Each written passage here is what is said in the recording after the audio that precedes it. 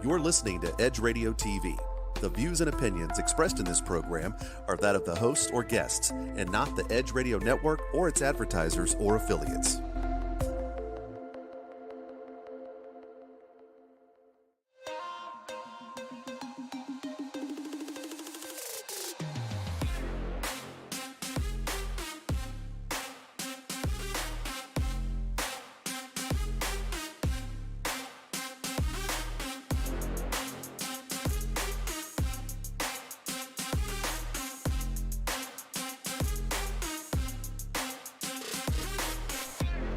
Good morning, moguls. I pray everyone had a pleasing, restful weekend. I know some of us were still working, but hopefully we got some rest in.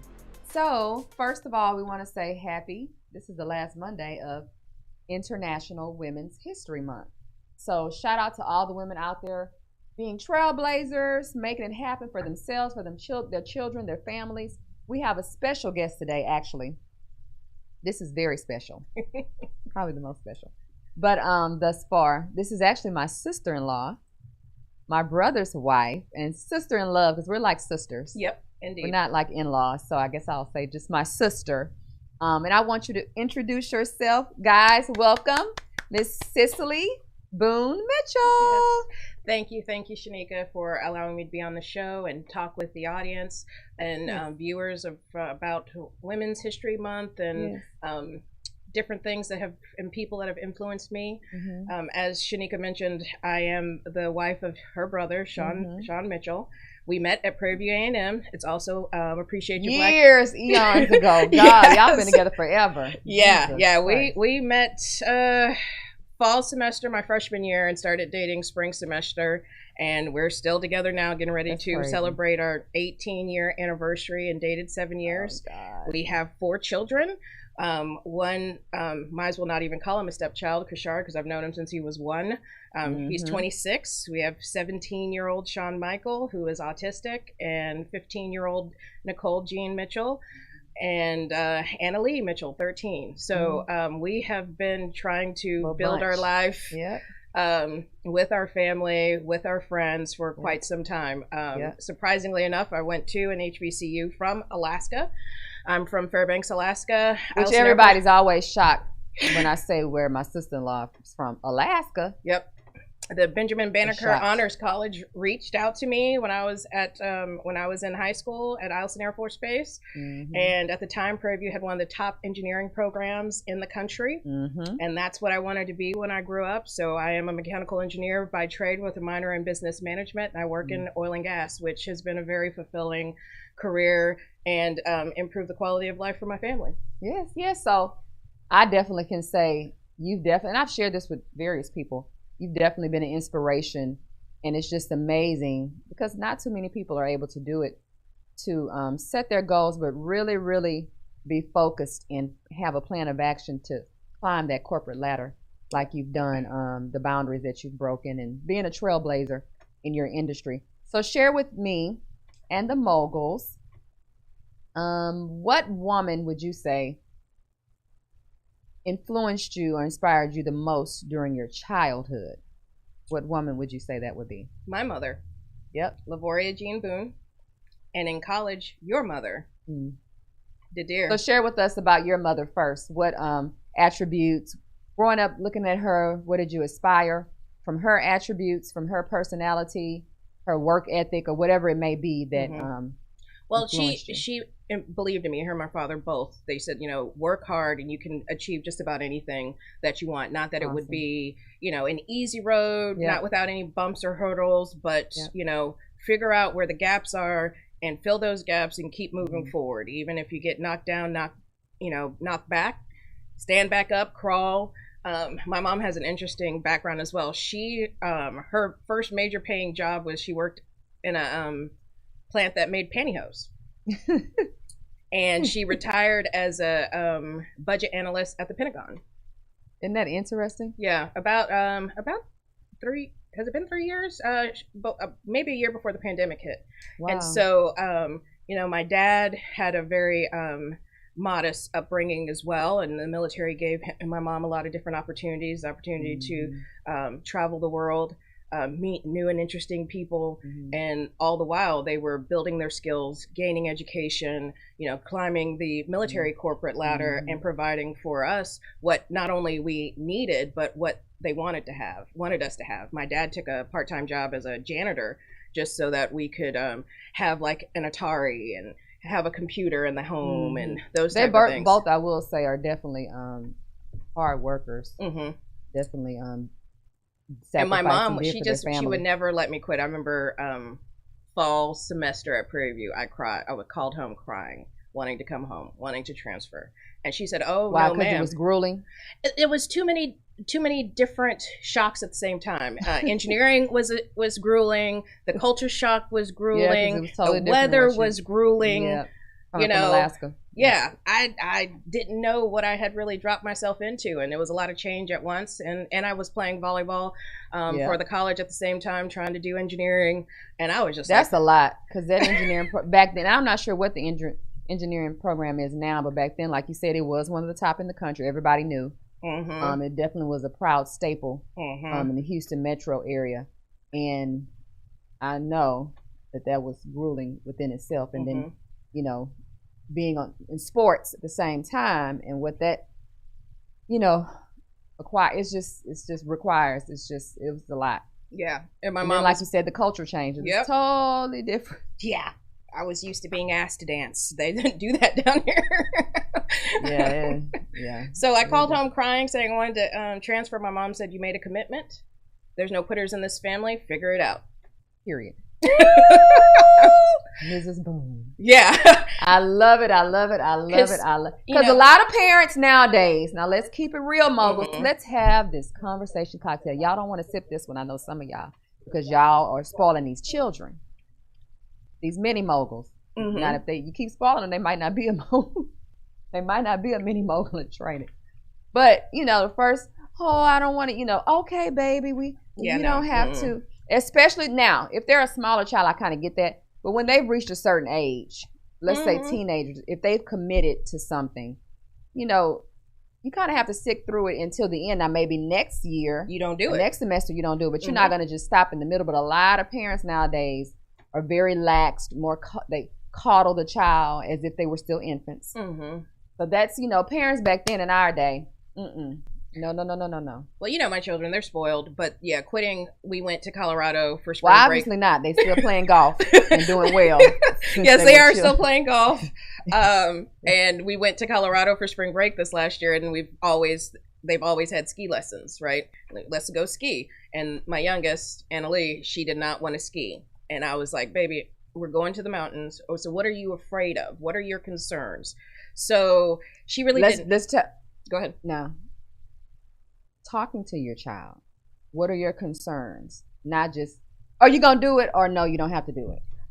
Talking and getting your child to be expressive. I think that's why we have some individuals that grow up as an adult and don't know how to express themselves or communicate properly. So that's good that you took the time to ask her what her concerns were. She really didn't have any, so we went. She just didn't want to do it. She just didn't want to do it. So when we got there, we had a free morning, and I'm like, "We're going to the village, and you were going to talk to a golf pro." And she said, "About what?" I said, "Your concerns." And she was like, "I don't have any." "Of course you do. You don't want to do it. She can talk you through it." She was like, she was afraid of falling off the mountain and dying or something extreme. But they teach you how to. So she did have a concern. She just didn't want to share. She might have thought, sometimes, children think, or even adults will think a question or concern will be silly. Yeah. I get that when I'm dealing with clients a lot. Now, this might sound silly, or I'm like, no question is silly, no concern is silly. It's best to communicate so that I know, so that I can ease your concern, your anxiousness. Yeah. And so needless to say, her and her sister had a lesson. She went down the mountain more times than she had before. We didn't have to pick her up early, and now she's like, "Mama, you need to go skiing." I'm like, "Mama's old and fat and out of shape. We're gonna focus on you right now." Girl, please, no, ma'am. Yeah, that's what she's gonna do. She's gonna turn around on skiing, ma'am. Yeah, no. So we're gonna do I love that you guys definitely but I think you've always been that way. Definitely have that type of relationship where you talk to your children and explain, especially if they are, I know definitely Nicole, inquisitive. Nicole is my mini-me. For sure, inquisitive. Yeah. And that's always a good thing, because you want you want your child to grow up and to be aware. Mm-hmm. Like if you just say, do it because I said so, which I will say our parents did used to say that. Don't do as I do, do as I say, do as I say, or do as I say. Well, why? Because I said so. It's good that you're raising children that are going to be aware. Trying to. Aware of feelings, emotions, concerns, not being afraid to ask or speak their mind, being respectful. Mm-hmm. Especially with girls. Mm-hmm. Women, having that self-confidence, and we're going to close out this segment, but when we come back, having that self-confidence is so important, and it starts at home. Mm-hmm. When we come back, we're going to talk about the woman that inspired you, and I already know, you already said it, as an adult. All right, we'll be right back, guys.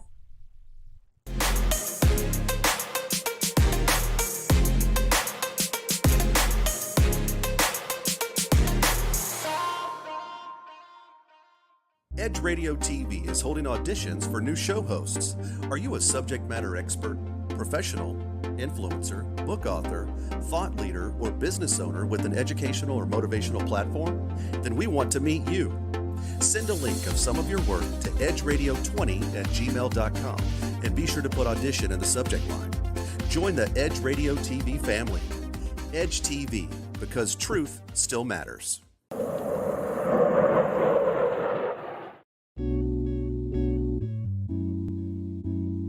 Aren't you tired of not getting what you want in bed? Are you ready to spice things up behind those closed doors? Woo! We're here for you every hump day at 7 p.m. This is Sex on the Edge with Jen and Hen. I'm Jennifer Reeves. And I'm Hendrik Scott, and we are professional licensed sex therapists. So remember to watch us Wednesday at 7 p.m. on Edge Radio TV, just in time for sexy time.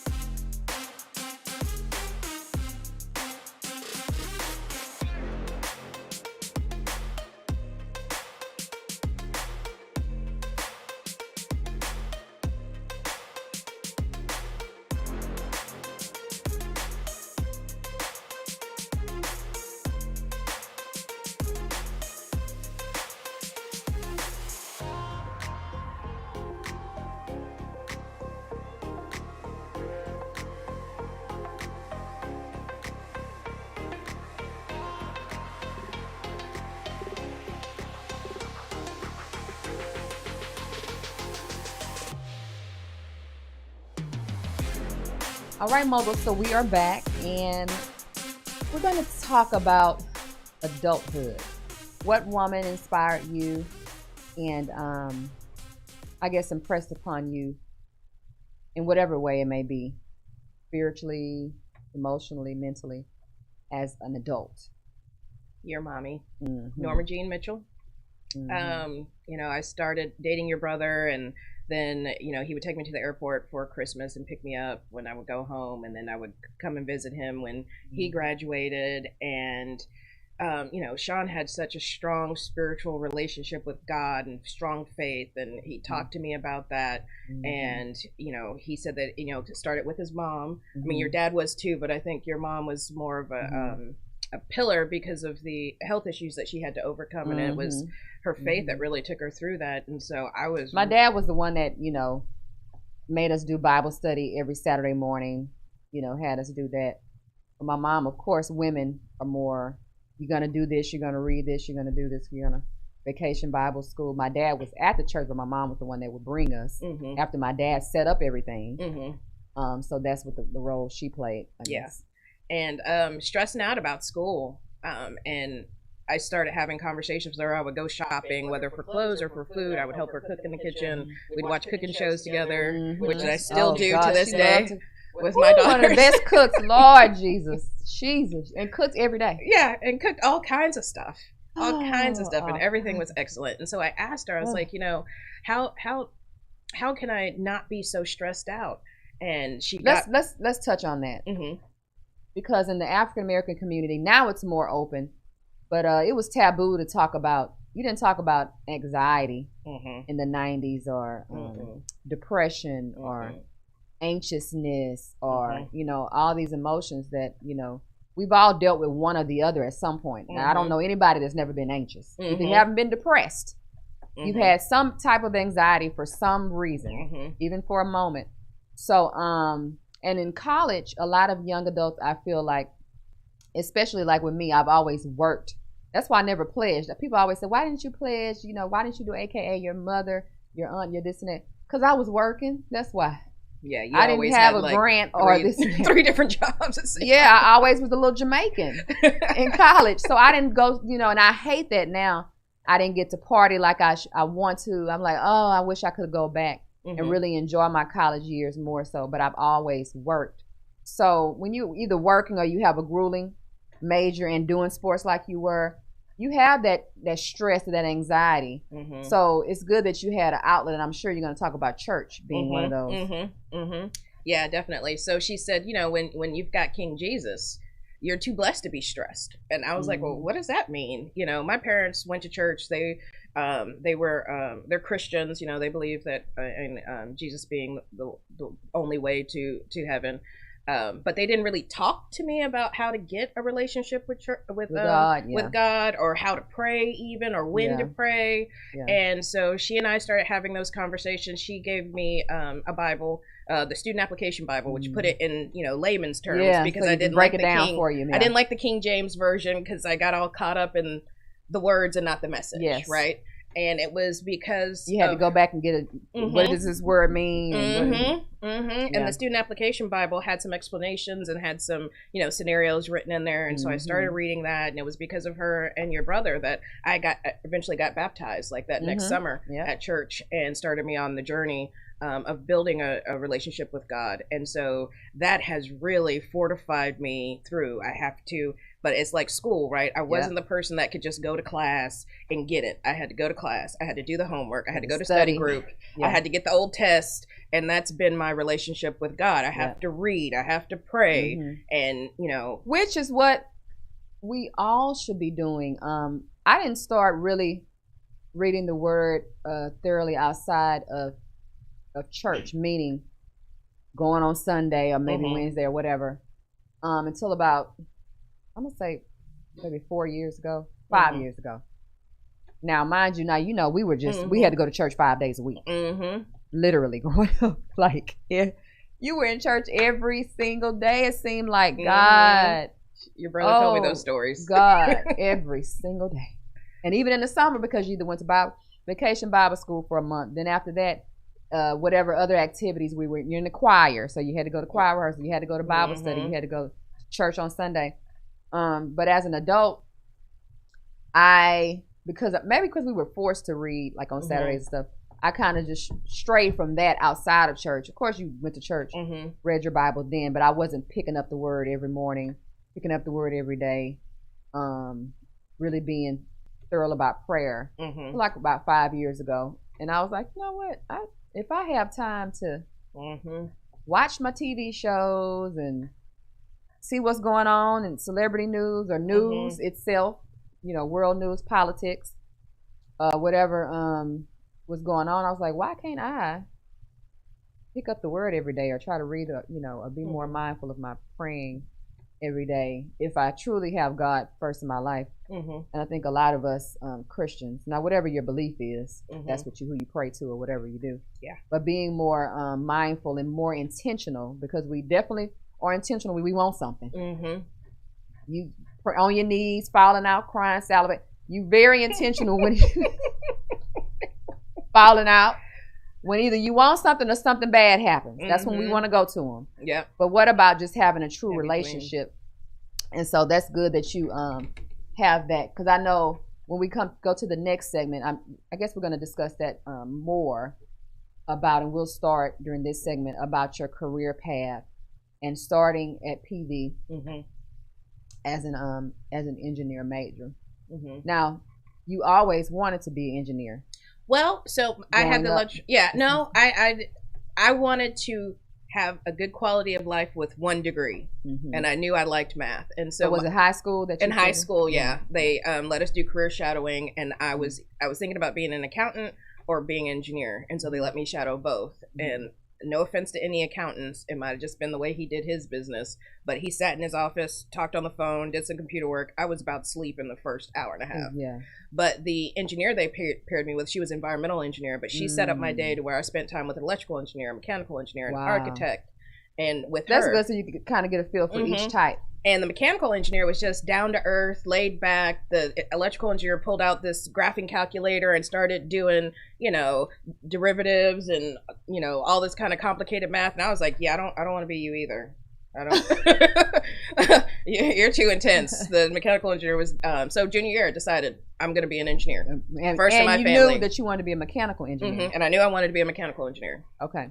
So what drew you to Prairie View is that, of course, it was one of the top schools. Now, how many schools did you visit? I didn't visit any of them. Or did you have in mind if you didn't visit?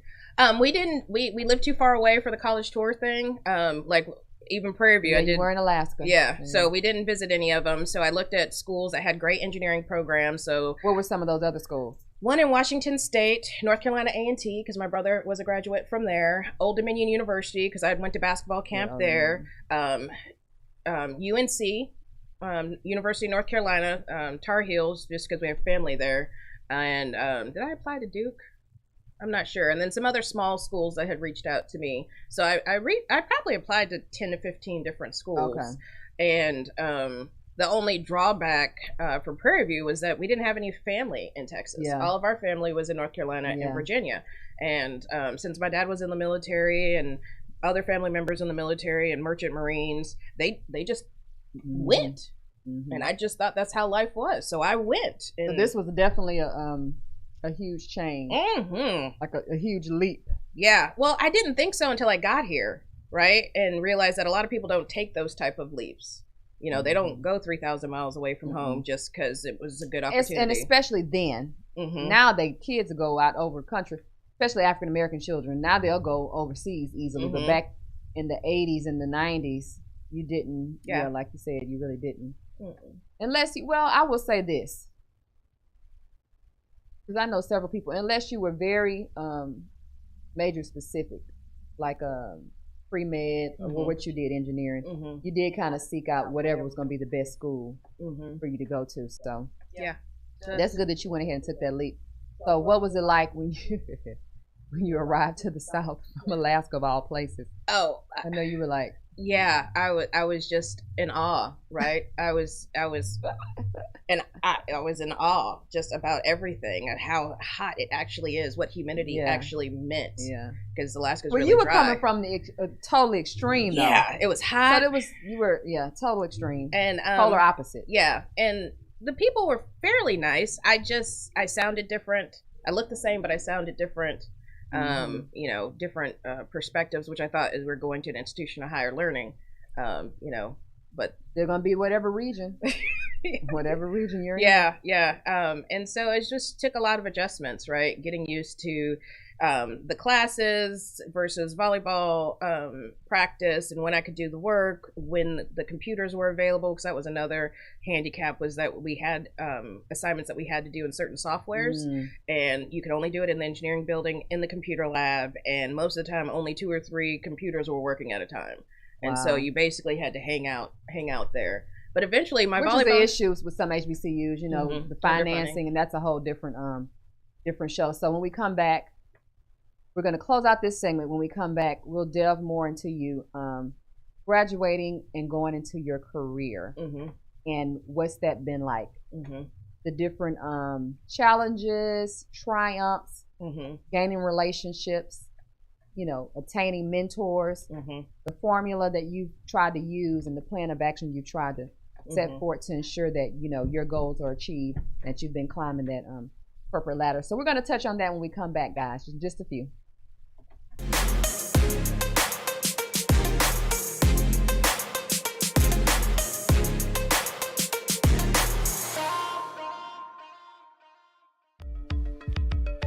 Are you a small business owner concerned about the downturn in the economy? Top business leaders like Mattress Mac and Warren Buffett will tell you that now is the time to promote your business more than ever. People need your services. Your business needs an edge. Learn about special advertising packages for small businesses right here on Edge Radio.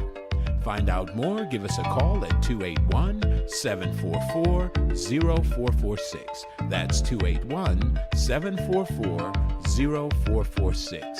Edge, because truth still matters.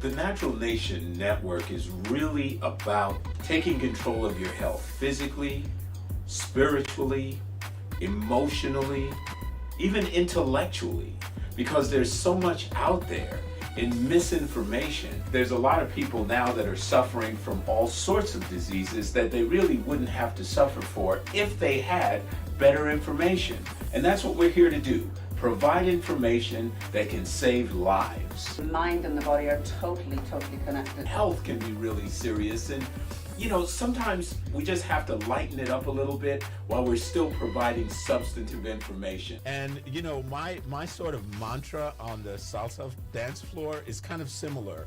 I tell somebody, if you make a mistake twice, it becomes a move. Okay. Tune into Natural Nation every Tuesday at 11 a.m.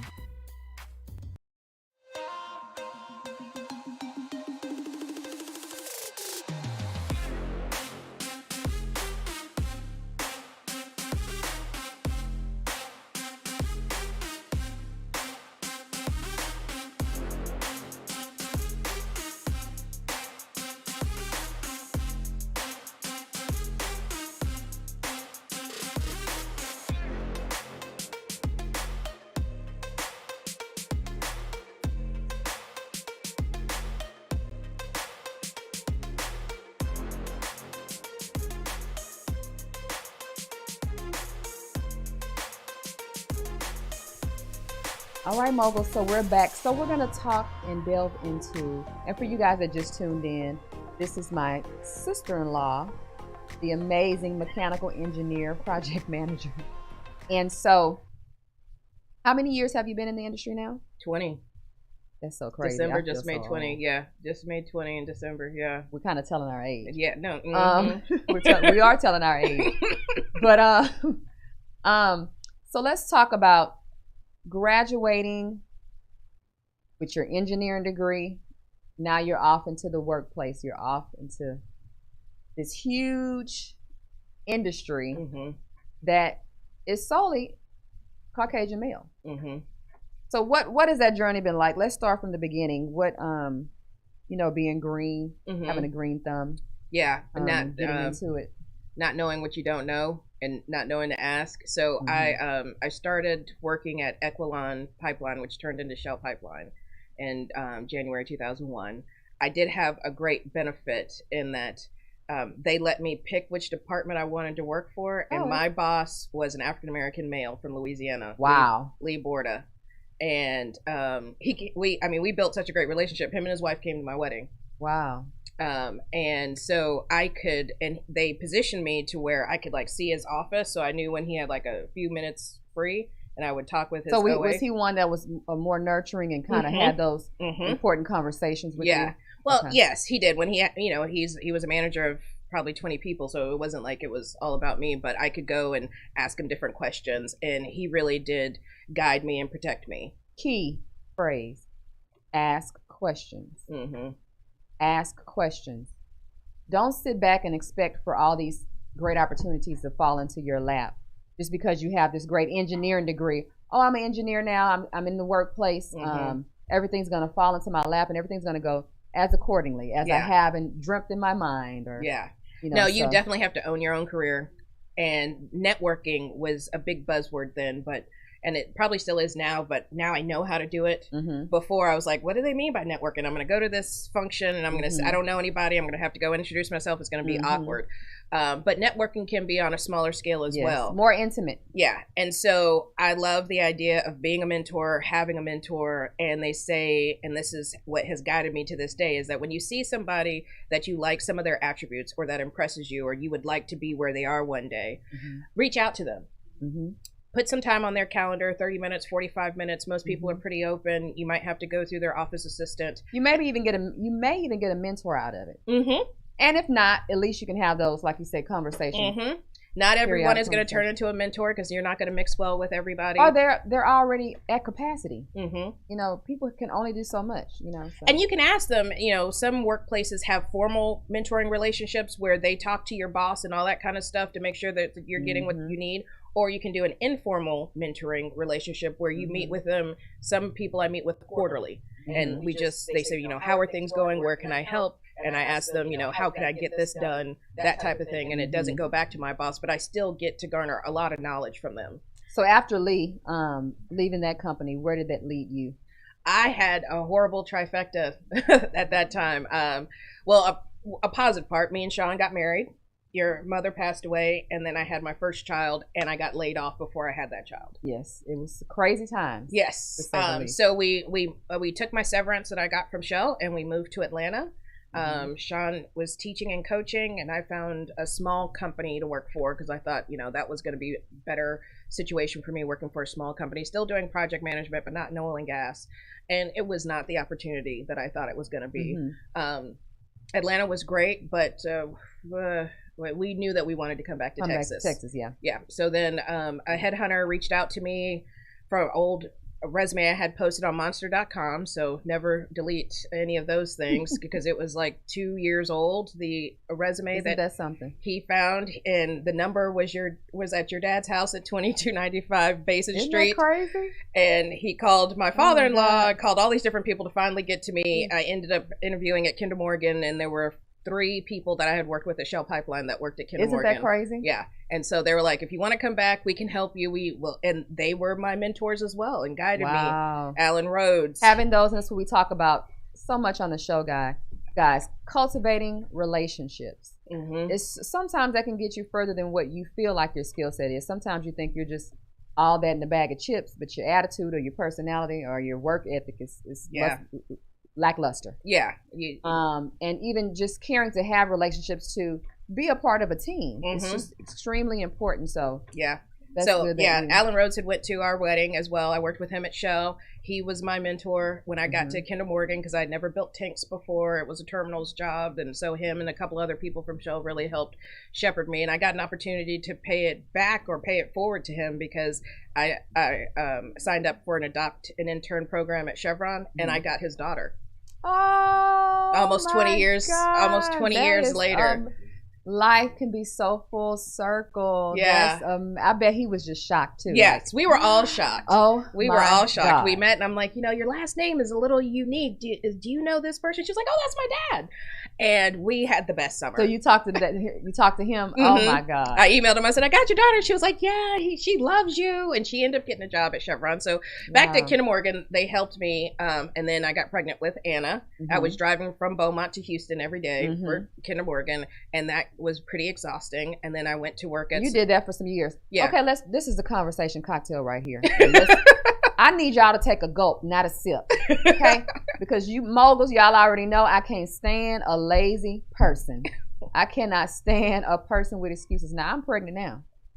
But my butt is still driving around, climbing these stairs in these homes. And a lot of times you guys will see me on Instagram. I'm at either 3-level or 4-level properties.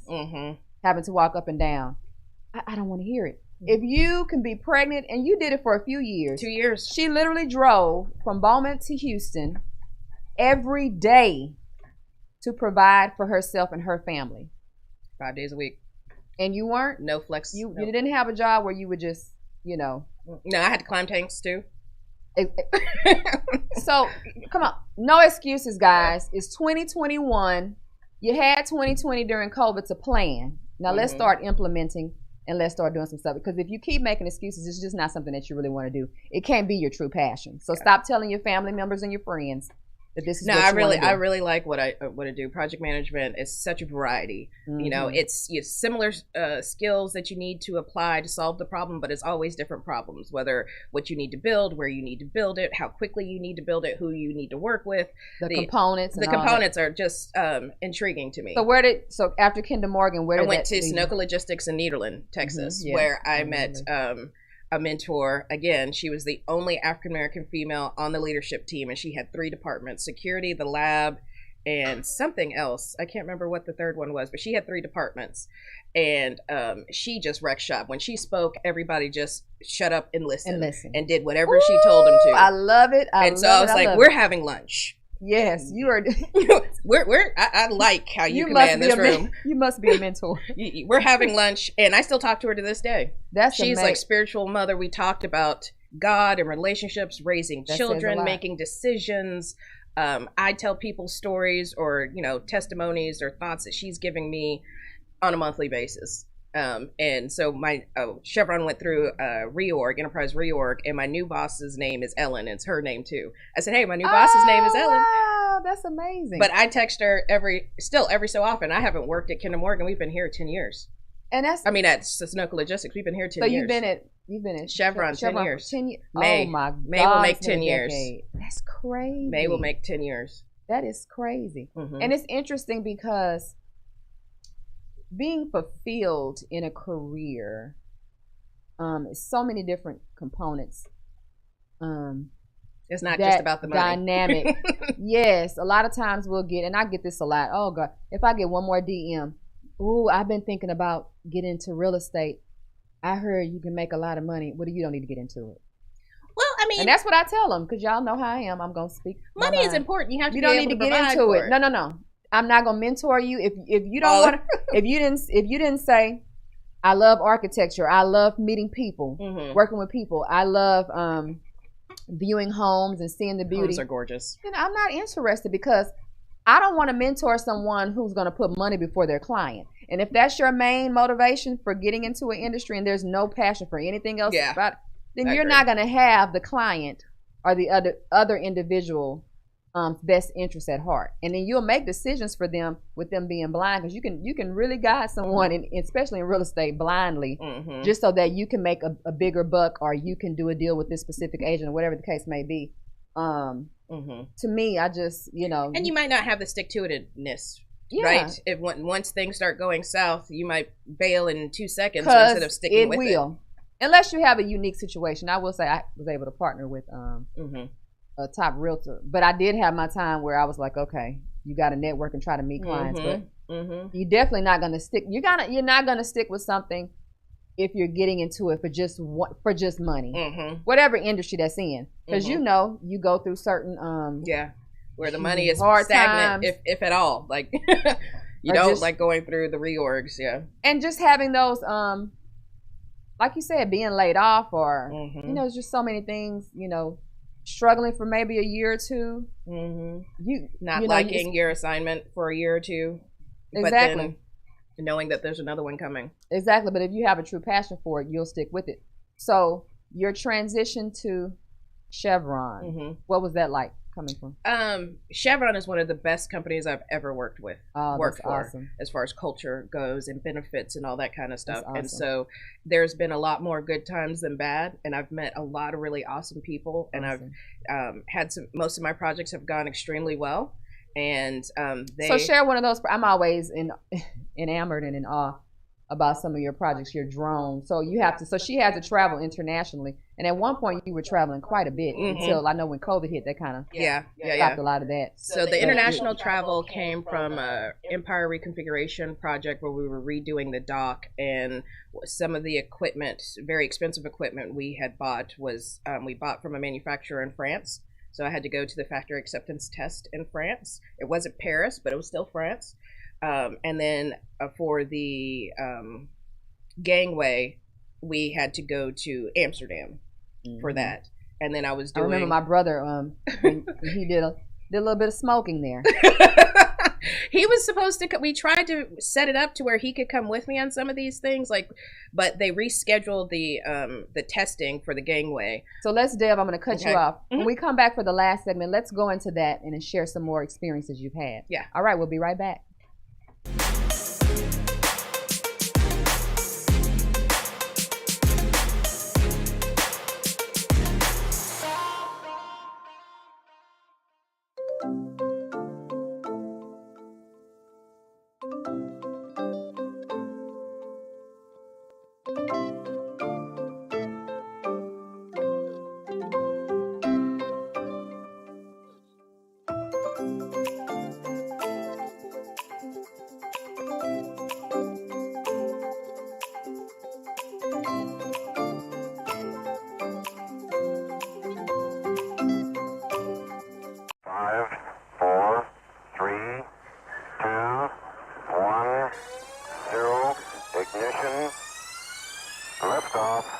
Don't push me because I'm close to the edge. I'm trying not to lose my head.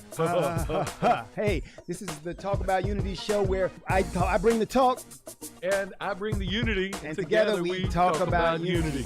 Unity is what matters. Come on. And right now in our country, that's what we've got to do. So we do that here at Talk About Unity on the Edge Radio Network. Be with us every week. It's going to be awesome. It always is. And I tell you what, the more we seek first to understand, then be understood, we make progress. And we like to do that. And that's why everybody's on the brink. We love what we do at Edge Radio because everybody's on the edge. We bring them back from the edge and we bring the unity. So we're just glad to Edge Radio Network every Tuesday morning, 10 a.m. Talk about unity because here at Edge Radio Network, truth still matters.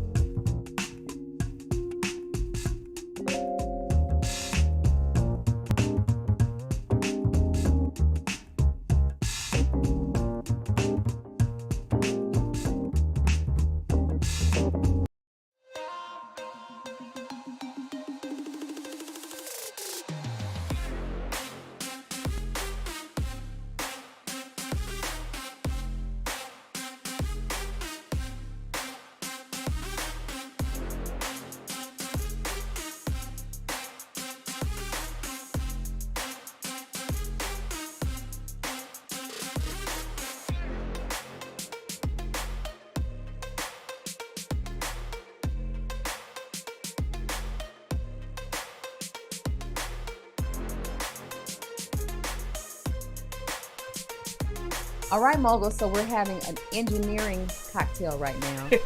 And so I wanted you to share the craziest experience, the most challenging or, the terrifying. One that made you terrifying, made you most anxious that you've had to do for a specific position in your industry, oil and gas industry. Yeah, so after I finished my first solo project at Chevron, I think it was 2013, I raised my hand to do an offshore pipeline design and installation because I'd never done anything offshore.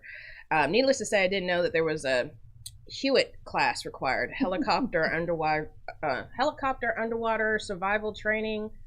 I can't remember what Hewitt stands for, but it's basically if the helicopter goes down, you know how to save yourself.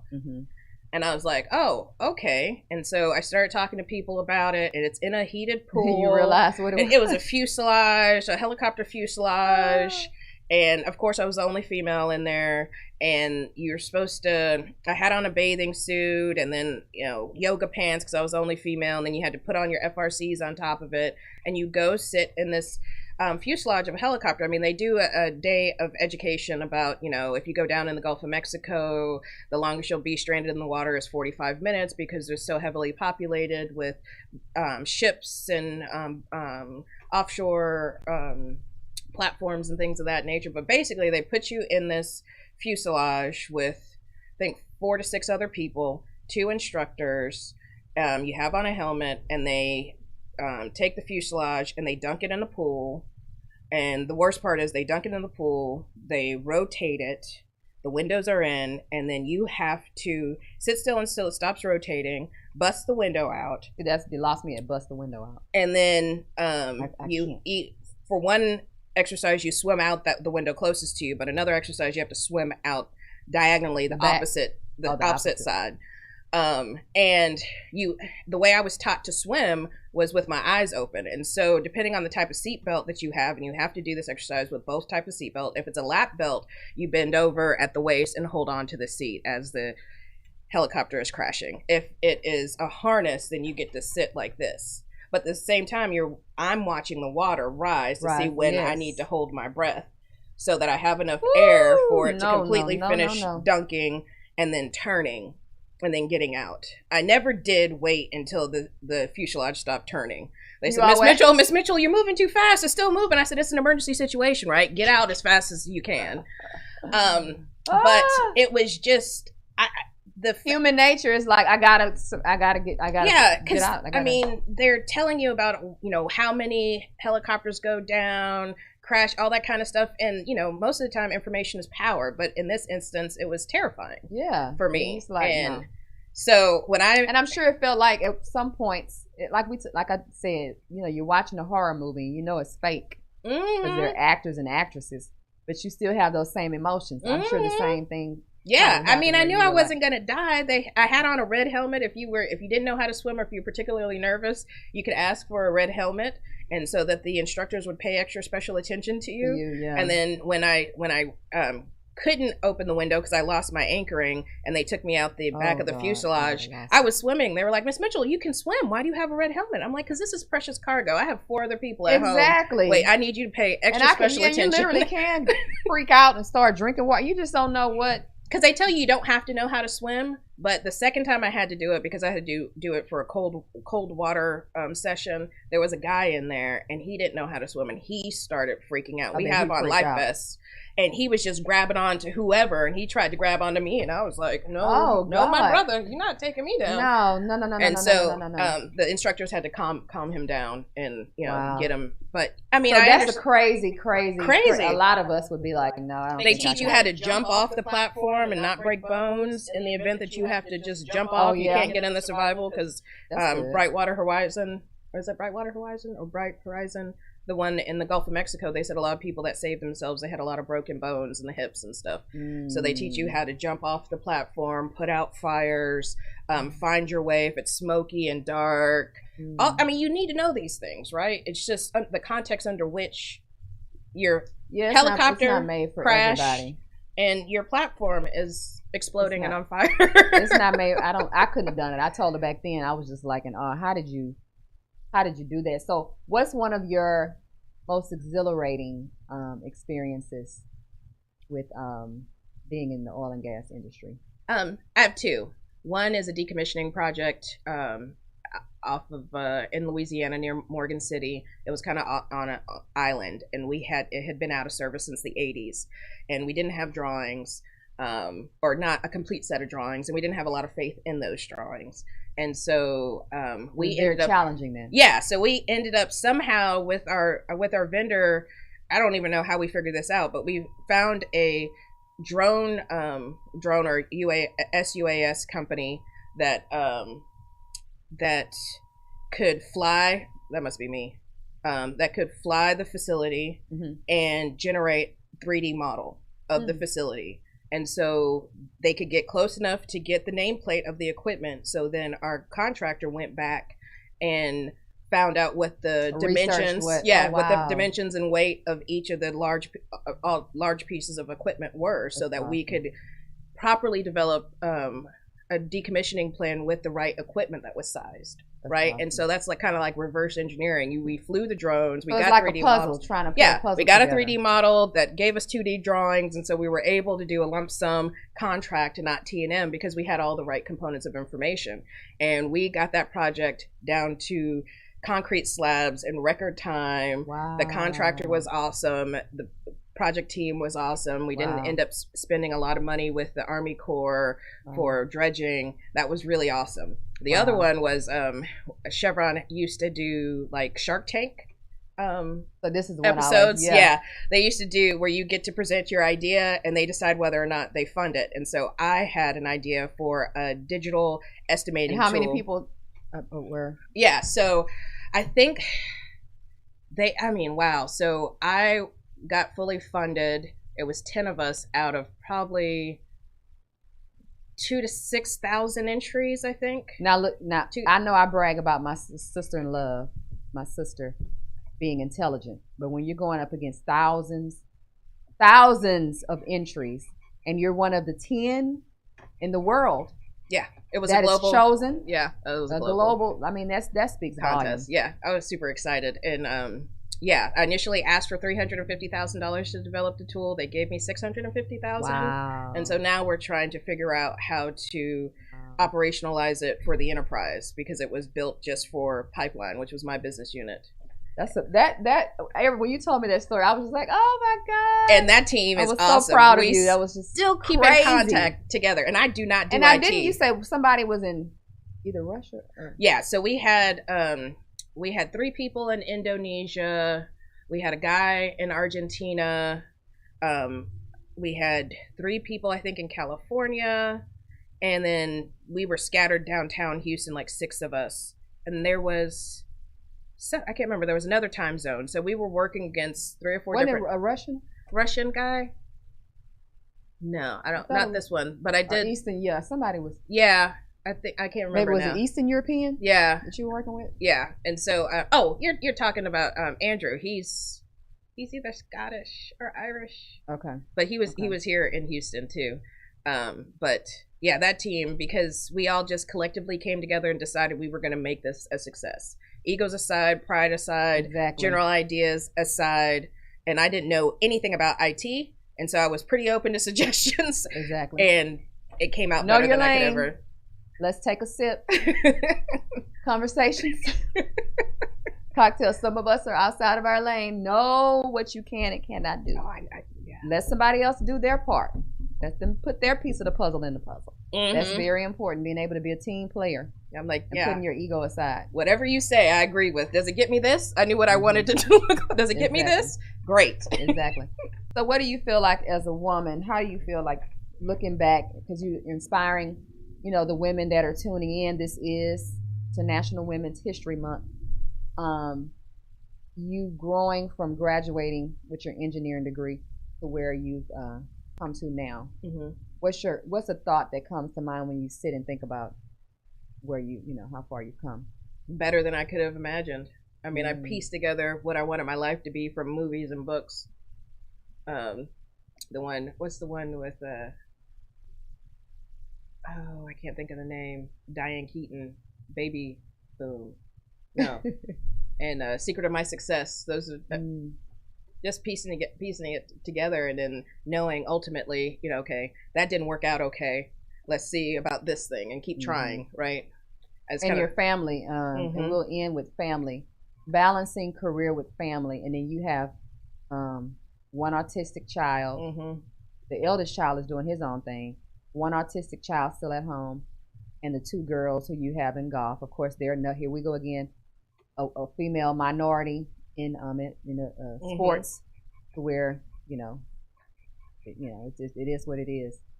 So balancing your husband, my brother had to have a heart transplant actually. Yeah, 4 years ago. Yeah, 4 years. And balancing all of that, what would you provide the Moguls has been your motivation to keep going, keeping you solace?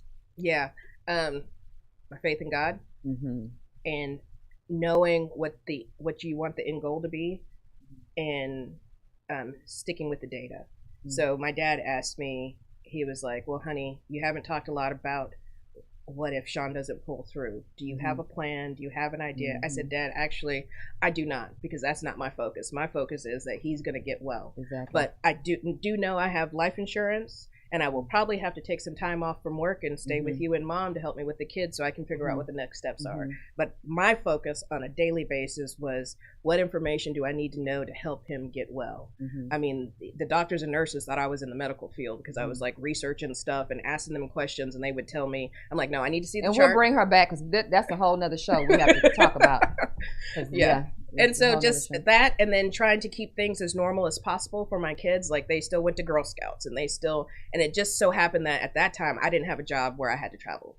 I had to go to JFK Boulevard from Sugar Land, which was far, and my niece came to help me with the kids while he was in the hospital, and having some humility, because me and my sister weren't on the best of terms. Humility, humbling. Yeah, to ask her if she would mind sending her daughter. She was 19.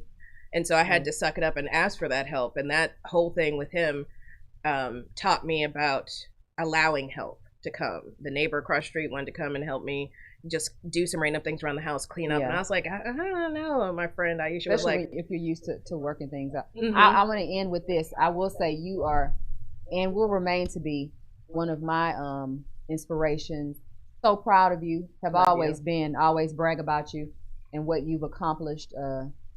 First mother and wife, but then in your industry, being such a trailblazer. It's really amazing. I'm definitely going to have you back on the show to talk about the balancing of life. But I just pray that you guys, you and my brother, the girls, the boys, are just blessed with so much abundance in 2021. But that's always my prayer for you guys every year. That's nothing new. But thank you. Thank you for having me. Thank you for coming on, and I love you. Love you. You already know that. Yep. All right, moguls. So I hope you enjoyed this show. Thanks for having me. This is my last women's history show. So sending you guys love. Please be kind and be safe. All right, until next time. Bye, everybody.